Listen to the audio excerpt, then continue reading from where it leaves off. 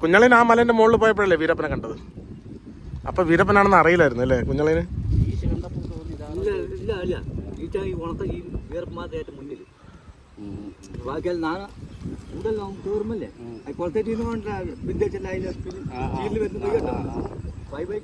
ബൈക്കാണുണ്ട് കരിമുട്ടി ബലിക്കണല്ലേ അച്ഛൻ പോകണ്ട ഇറക്കം കൈ ഞാൻ ആ പറഞ്ഞ കരി കുത്തിക്കല്ലേ നിങ്ങൾ തോക്കുങ്ങനെ പിടിച്ച് തോക്കുങ്ങനെ ഇങ്ങനെ പിടിച്ചിട്ട് 5 ആളുണ്ട് ഇത്തിച്ചുണ്ട് വേല കിന്തൽ ചാക്കും കൊച്ചാളെ പിടിച്ചോട്ട് പോവാ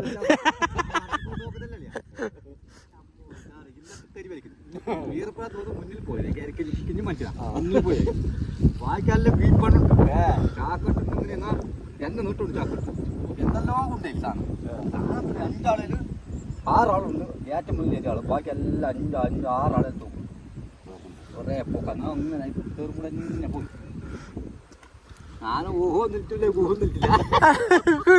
കൊച്ചാളെ ഒളിച്ചിരുത് പാറയുടെ ഇടയില് ഒളിച്ചിരുത് അല്ലേ? കണ്ടേ കാര്യം കഴിയും കാറ്റൊന്നുമില്ല